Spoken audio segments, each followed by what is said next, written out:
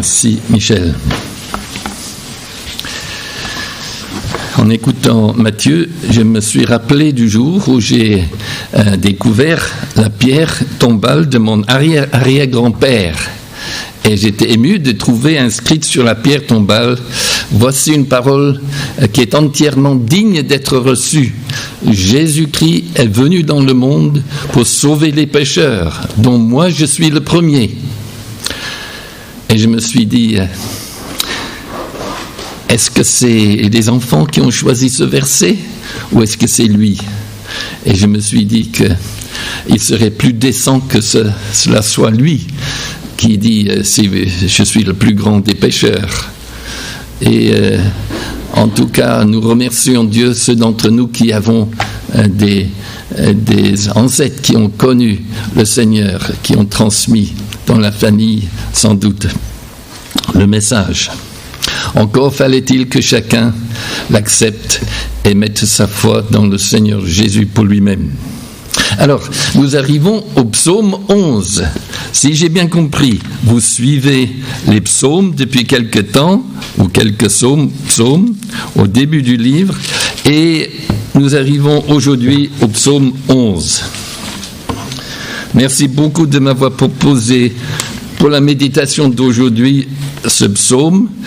Et dans mes archives, je ne trouve aucun message par le passé que j'ai donné sur ce psaume. Je suis content d'avoir l'occasion de le méditer avec vous. Il est très intéressant et pertinent pour notre temps. Alors, prions. Notre Dieu, nous te prions de parler à nos cœurs par ce psaume. Tu sais de quoi nous avons besoin, quel message nous avons besoin d'entendre. Nous te prions de nous parler. Amen.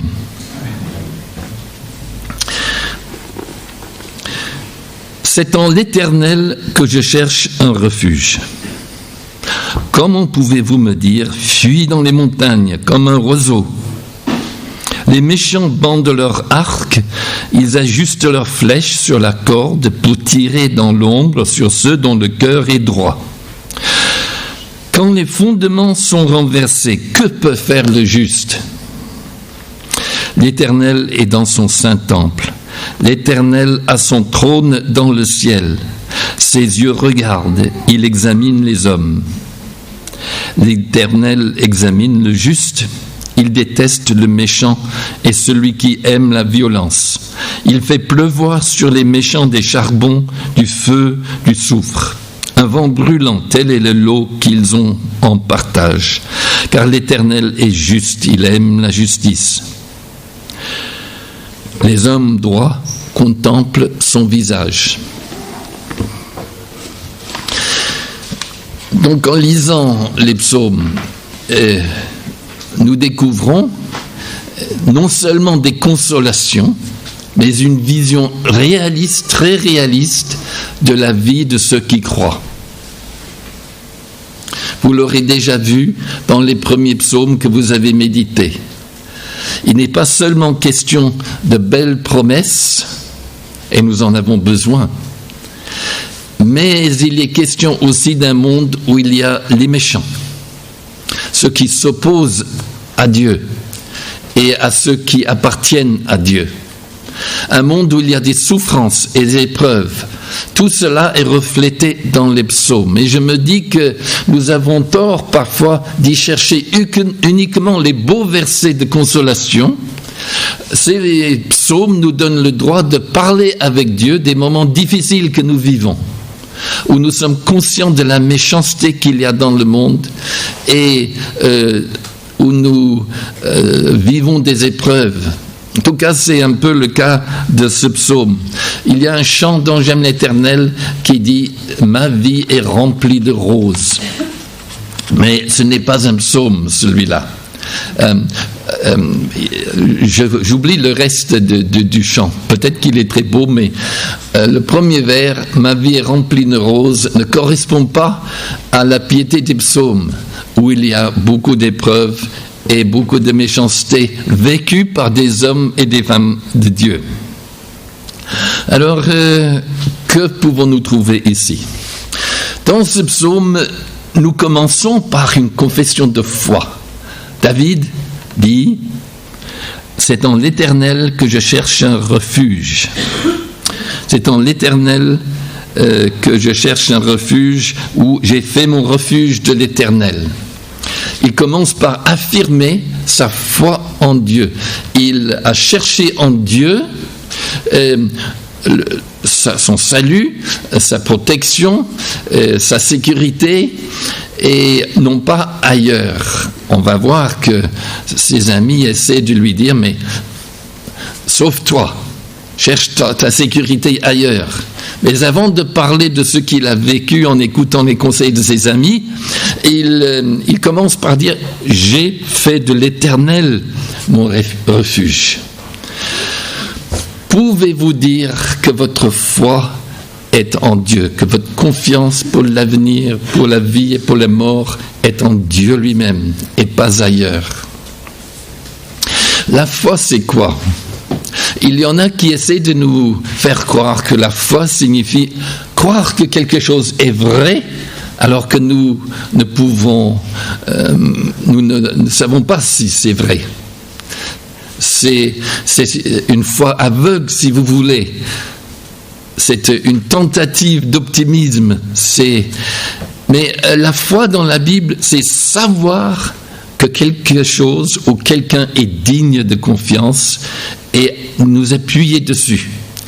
C'est savoir que Dieu est réel et nous confier en lui. Savoir que Christ est venu, qu'il a vécu, qu'il est mort, qu'il est ressuscité, et mettre notre foi en lui parce que nous croyons qu'il est digne de foi.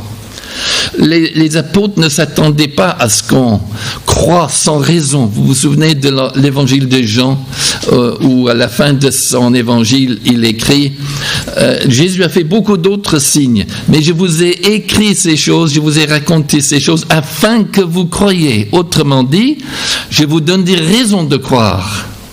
Nous croyons parce qu'il y a des raisons, donc nous devons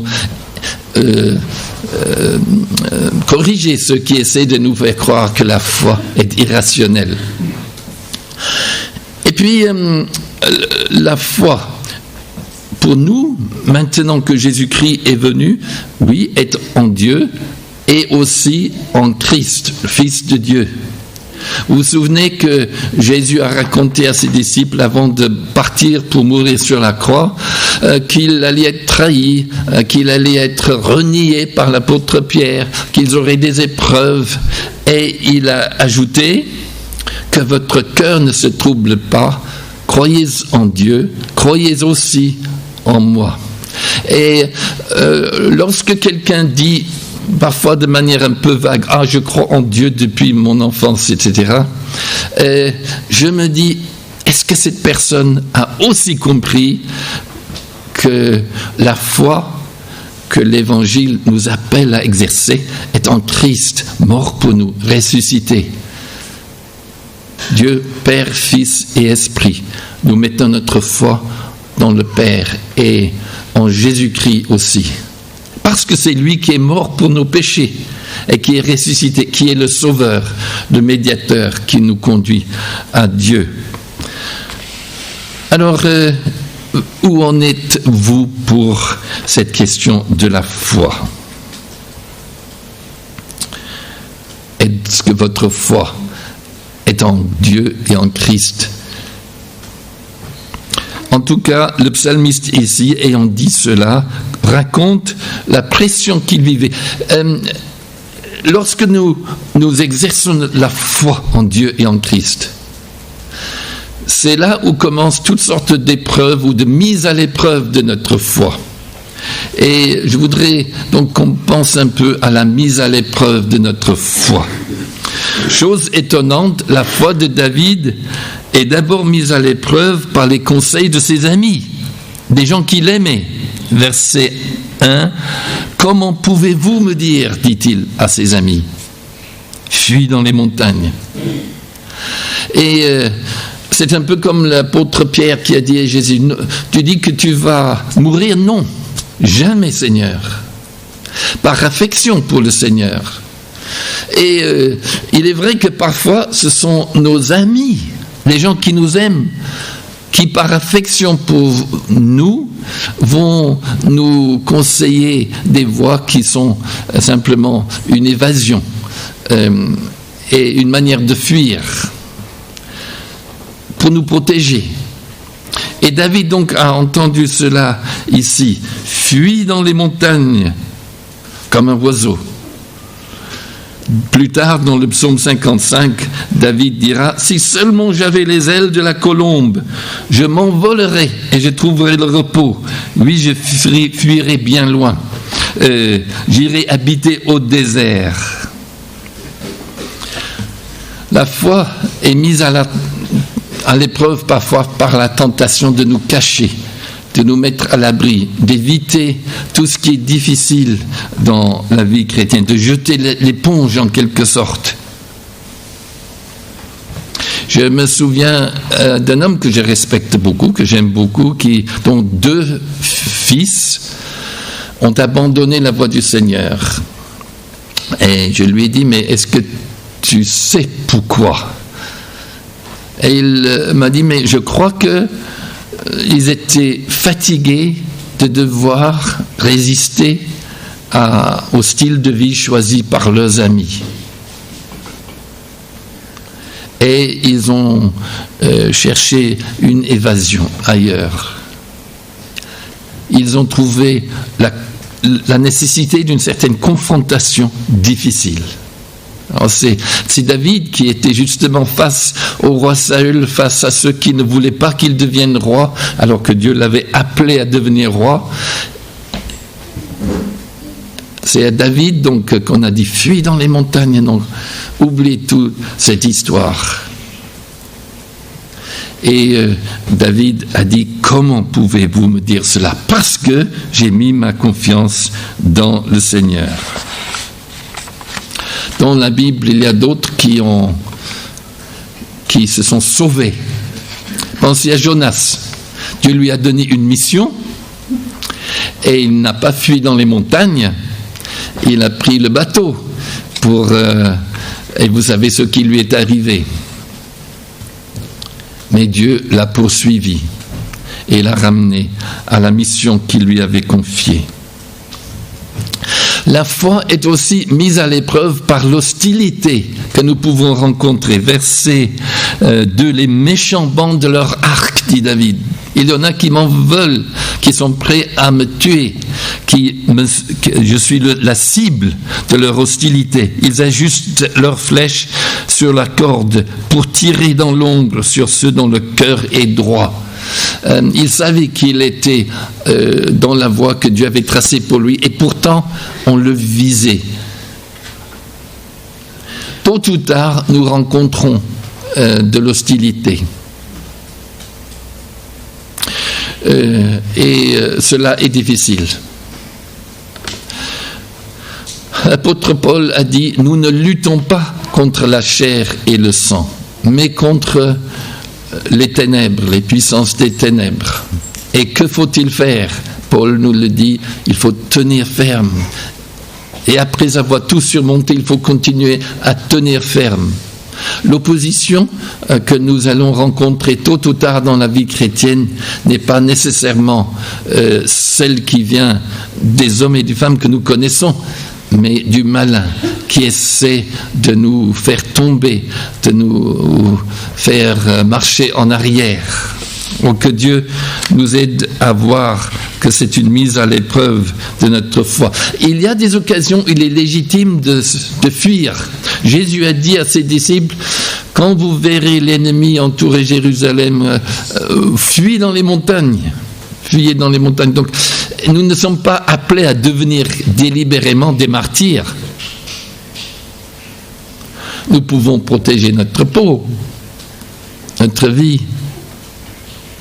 Cela est légitime seulement lorsque l'opposition que nous rencontrons essaie de saper notre confiance dans le Seigneur, de nous détourner de Dieu en qui nous avons mis notre confiance, de nous détourner de la voie qu'il nous a appelés à suivre. À ce moment-là, il est nécessaire de tenir bon. La foi est aussi mise à l'épreuve par les temps que nous vivons. Verset 3. Quand les fondements sont renversés, que peut faire le juste? Cela aussi peut-être fait partie des conseils des amis de David. Lorsque les fondements vacillent, dit la Bible du Semeur, que peut bien faire l'homme droit? Entendu, il faut juste se cacher. Et quand les temps sont difficiles, alors peut-être que beaucoup de chrétiens ressentent en ce moment cette pression des temps que nous vivons. Toutes les discussions au sujet de la laïcité et ce que cela peut signifier pour les croyants sont compliquées. Et on a de la peine à savoir parfois quelle attitude on devrait adopter, mais il y a une sorte de pression là. Et puis le Covid et les questions que cela soulève et les restrictions et la vie d'église qui est diminuée ou affaiblie par les restrictions que nous devons respecter. Sans parler des nouvelles du monde en général, qui sont difficiles, des tentations que nous rencontrons, de ce que nous découvrons dans les médias. Bien, quand les fondements sont renversés, quand nos valeurs ne sont pas partagées du tout, mais sont opposées dans le monde, quand parfois les structures sur lesquelles le monde est construit semblent ébranlées, quand les fondements sont renversés, que peut bien faire le juste? Entendu, tenir bon. J'ai mis ma confiance dans le Seigneur. La panique est une mauvaise conseillère pour le chrétien comme pour d'autres. Maintenant, ce premier verset, j'ai fait de l'Éternel mon refuge et mis à l'épreuve. Mais il y a aussi un réconfort pour la foi de David dans ce psaume. Il raconte ce qui a affermi sa foi, versets 4 et suivants. Et pour commencer, il nous parle d'un Dieu qui règne. L'Éternel est dans son saint temple. L'Éternel a son trône dans le ciel. Si le chaos semble parfois régner sur la terre, David sait que Dieu règne, que c'est lui qui contrôle les événements qu'il vit. Parfois, quand mon épouse Annette conduit la voiture, je m'endors dans le siège du passager. Et quand je me réveille, tout d'un coup, il y a un moment de panique. Parce que je me sens d'abord du mauvais côté, ensuite la voiture va vite et je n'ai pas le volant. Il y a quelque chose qui ne va pas. Et Annette, parfois je pousse un cri parce que j'ai ce sentiment qu'il n'y a personne au volant. Mais Annette est là et je suis vite rassuré. Mais alors, dans la vie spirituelle aussi, il y a des moments où on se demande qui est au volant. Et quel apaisement lorsque nous prenons conscience que notre Dieu Tout-Puissant est au volant. Il sait ce qui se passe dans nos vies, il sait ce qui se passe sur la terre. Il n'y a rien qui se passe en dehors de sa puissance. Jésus a dit, ne vend-on pas 2 moineaux pour une petite pièce? Cependant, pas un ne tombe à terre sans l'accord de votre Père. Pas un seul petit oiseau meurt sans l'accord, l'autorisation du Père. Et quand notre vie semble mise à l'épreuve par les événements autour de nous, quelle paix lorsque nous nous rappelons que Dieu règne. Cela ne veut pas dire que nous serons protégés de tout accident, de toute difficulté, de toute souffrance. Mais cela veut dire que Dieu ne permettra pas que des événements se passent qui ne sont pas pour notre bien. Il sait ce qui nous arrive. Ensuite, un deuxième réconfort. Notre Dieu est omniscient. Il connaît tout. Ses yeux regardent, il examine les hommes. L'Éternel examine le juste. Il sait ce que vit chacun. Jésus nous demande de saisir cette vérité. Même vos cheveux sont tous comptés. Et comme disent toujours les hommes de mon cas, c'est plus difficile pour certains que pour d'autres de compter nos cheveux. Seulement, même nos cheveux sont tous comptés. N'ayez donc pas peur, dit Jésus. Vous valez plus que beaucoup de moineaux. J'ai peut-être déjà dit une fois ici que quand j'avais 7 ans, j'ai entendu le témoignage d'un homme qui avait été emprisonné en Chine pendant 3 ans et demi. Il était missionnaire au Tibet et quand la Chine a envahi le Tibet, il était arrêté et emprisonné et pendant 3 ans et demi, il était seul, sauf pour les sessions d'accusations mutuelles qu'il y avait comme méthode en Chine à l'époque. Et il était seul dans la cellule et il n'avait aucune communication de la part de sa famille, de son église, de ses amis. Lui, il ne pouvait pas communiquer non plus, ni envoyer des lettres. Il n'avait même pas sa Bible qui lui avait été enlevée. Mais il était seul dans une petite pièce où il avait de la peine assez de place pour faire des pas. Il a reçu une grande consolation. J'ai lu et relu sa biographie, son autobiographie depuis, qui m'a fait beaucoup de bien.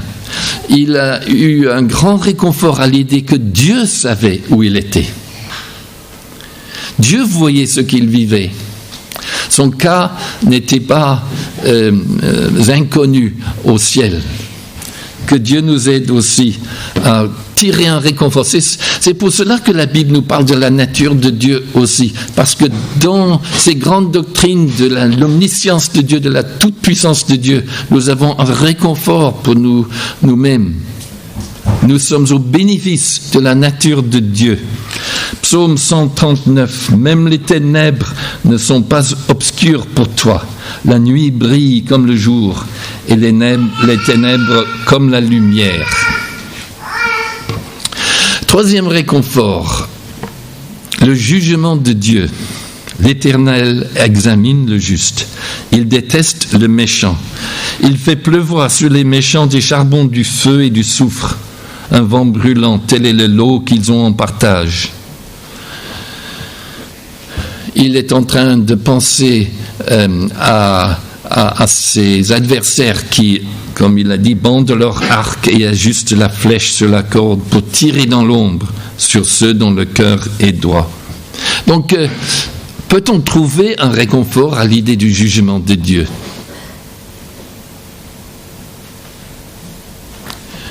C'est surprenant dans un sens, mais voulez-vous vivre dans un monde où il n'y a jamais de justice ? Où, pour prendre des cas extrêmes, Hitler et Staline et compagnie font ce qu'ils veulent et il n'y a jamais de justice.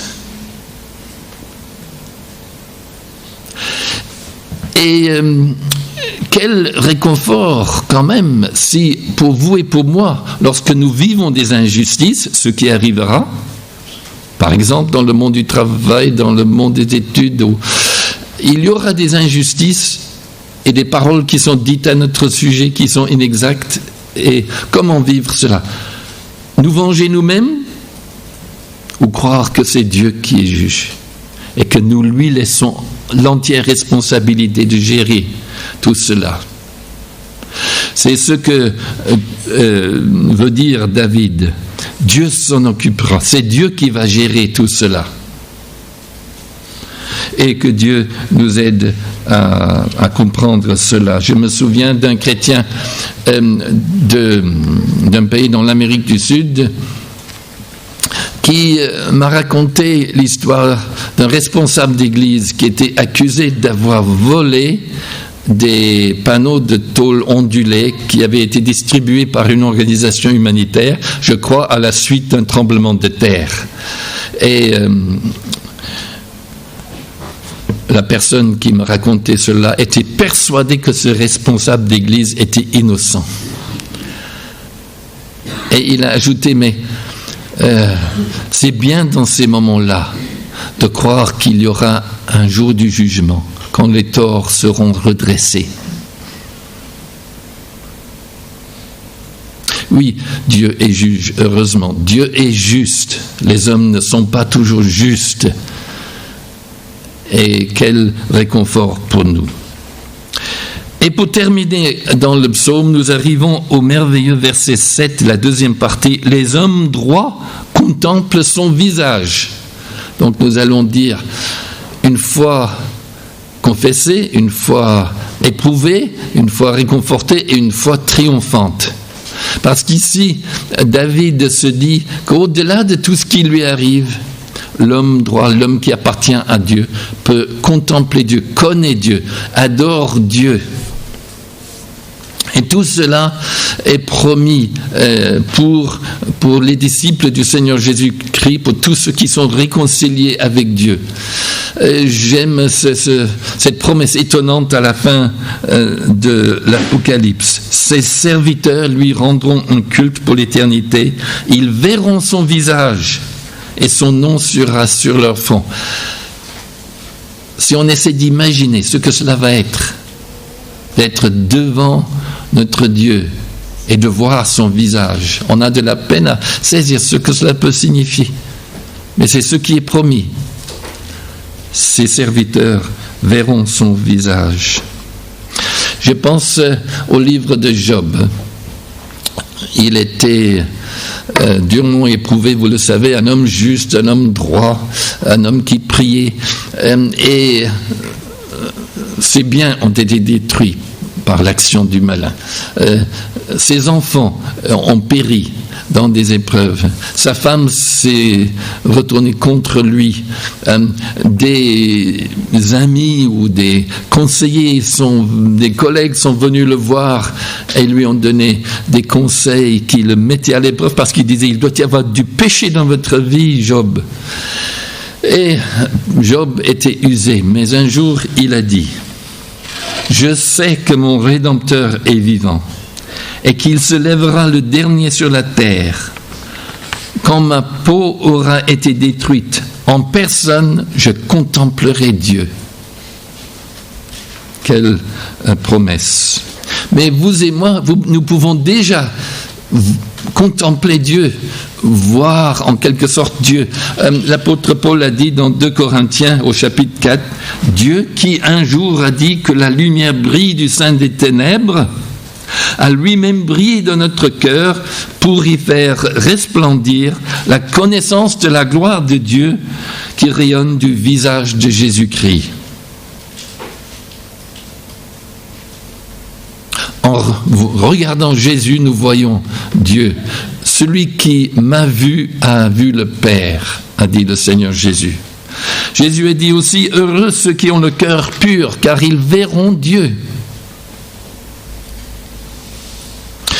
Alors, cela veut dire qu'il est promis pour ceux qui appartiennent à Dieu, qui sont réconciliés avec Dieu, qu'ils pourront connaître et découvrir Dieu de plus en plus, le voir. Les moments de satisfaction et de bonheur les plus forts que nous pouvons connaître sont ceux où nous découvrons, où nous comprenons qui est Dieu.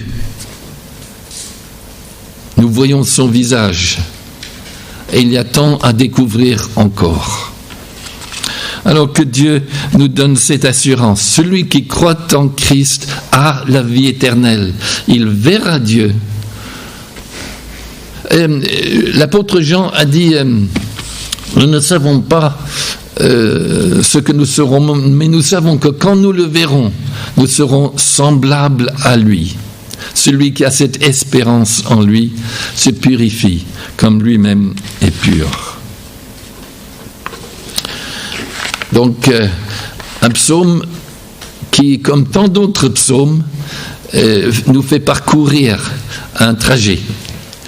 Depuis un moment où il y avait la tentation de fuir, la crainte de l'opposition, la tentation d'être accablé par les difficultés de la vie, pour arriver à un point où David a pu dire, mais nous allons voir Dieu, nous pouvons contempler Dieu, les hommes droits contemplent son visage. Et dans tous les psaumes, il y a ce déplacement d'un état d'esprit de découragement ou de culpabilité ou de crainte vers une plus grande confiance, une plus grande paix en Dieu. On peut le voir, je ne sais pas quel psaume vous allez découvrir après. Le psaume 13, par exemple. « Jusqu'à quand, Éternel, m'oublieras-tu sans cesse ?» Et puis à la fin du psaume, « Moi j'ai confiance en ta bonté. » Alors que Dieu soit à l'œuvre en nous. Et quel que soit notre état d'esprit ce matin, sachons que dans la communion avec Dieu et dans la prière, Dieu peut nous faire avancer. Et nous pouvons être changés par les moments que nous passons avec lui. Prions. Notre Dieu, nous te remercions pour cette merveilleuse promesse. Les hommes droits contemplent ton visage. Nous voulons te voir, te connaître mieux. Merci parce qu'en regardant Jésus, nous te voyons aussi. Nous voulons nous réjouir en toi, dans la personne que tu es, dans ta nature. Tu connais toutes choses. Tu connais le nombre de nos cheveux. Tu sais ce que nous vivons. Ce qui est difficile à partager avec d'autres, tu le sais. Et tu ne permets à quoi que ce soit de nous arriver par hasard. Tu es souverain, nous t'en remercions. Nous voulons nous confier en toi comme notre refuge.